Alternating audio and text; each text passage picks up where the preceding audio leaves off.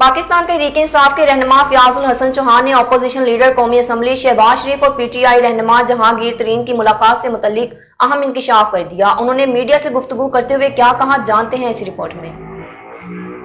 जी हां, पाकिस्तान तहरीक इंसाफ के रहनुमा फयाजुल हसन चौहान ने अपोजिशन लीडर कौमी असम्बली शहबाज शरीफ और पीटीआई रहनुमा जहांगीर तरीन की मुलाकात से मुतल्लिक अहम इंकशाफ कर दिया।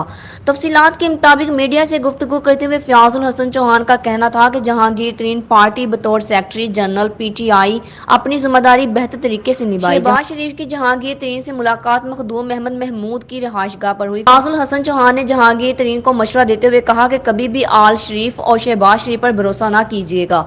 जहांगीर तरीन को जिंदगी में कभी आल शरीफ से खैर नहीं मिल सकता। उन्होंने कहा कि शहबाज शरीफ वो शख्स है जिनके हाथों में फैसले की कुव्वत ही नहीं है। चौधरी निसार भी फैसला करने की कुव्वत नहीं रखते। जहांगीर तरीन हालातों वाकयात को देख के फैसला करें।